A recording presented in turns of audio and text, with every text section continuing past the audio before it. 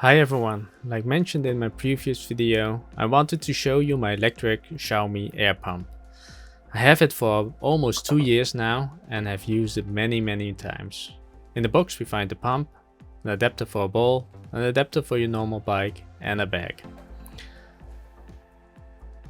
Let's first start with the air pump itself.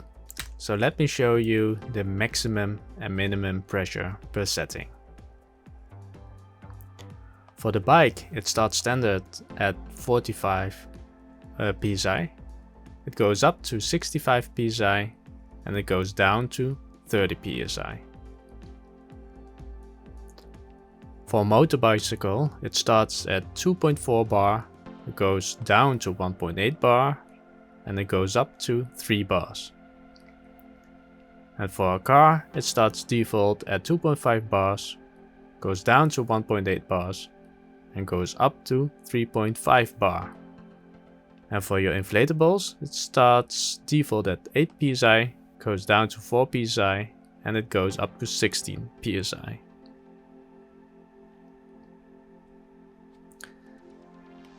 Next, we have the small flashlight, really handy when the days are darker.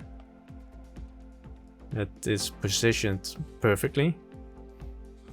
There's no on and off button, it will turn on when you pull out the hose. Like this.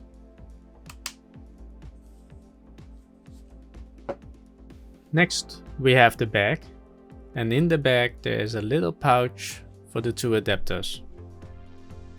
It would have been better if it was provided with a hard case, because it's still something that you bring with you on trips and in the car, in the trunk. Yeah, but this is fine as well. After 2 years I still have the adapters and it does its job by keeping everything together. That's it. In this next part I will show you the pump in action. First we have the car tire. As you can see, I will have deflated my tire to 1.5 bar. And I'm going to top it off to 2.2 bar. This is how I use it regularly when the car is on my driveway. Please be aware that the pump is loud, as you will hear in a second. I will turn the noise down after a few seconds, but just a warning for people with headphones on. In 3, 2, 1.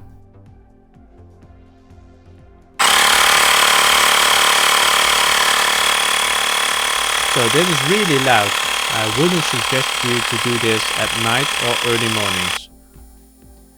One of my biggest worries is that the pump does not have anything to set it down with. As you can see, I need to reposition it many times because of the vibrations. Yeah, and further along, don't worry, I've done this with the tire on the car and off the car and it doesn't make any difference. The speed is about the same. Inflating the tire from empty to full takes about 20 minutes, so it's not fast. For this demo it takes about 5 minutes to get it from 1.5 bar to 2.2 bar. As you can see, it stops by itself when it reaches your setting. Next we have a normal kids bike. Yeah, this one is a really old scrap bike, but what I want to show you here is the bike adapter for a Dunlop valve. On most bikes you have either the Schrader valve, which is the same as a car tire valve, or a Presta valve. It gets the job done from fully deflated to inflated in about 6 minutes for this small tire. Yeah, nothing special about that. And finally, the ball adapter. It's a small needle, like on many pumps, and you need to screw it on. That's it. Most official balls shows bars, but this air pump only displays PSIs. 0.8 bar is about 11 PSI.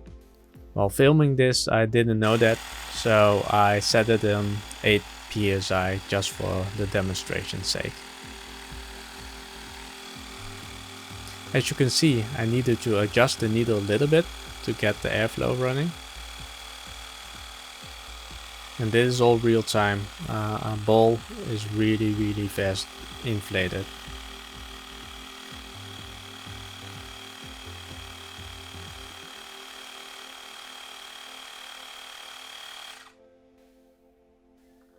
And overall, the pump is a really neat gadget and really handy in my opinion. Okay, I do want to show you one more thing. After using it for 2 years, the hose isn't great anymore. The entire hose can be screwed off, like so. And inside you can see a seal. That one is fine. On this side I don't see anything, but somewhere inside of the hose there's another one. While shooting the video, I really struggled to get the hose into the right position to make the seals tight. It only happens when I use the adapters, but you can replace the hose, which you can still buy after all these years.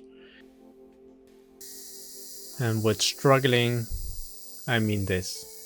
So you can see the pump being stuck at 5 psi, and when I fiddle with the hose it goes up and down to 4 to 8 psi. But when you get it in the right position, then it works like there's nothing wrong with it.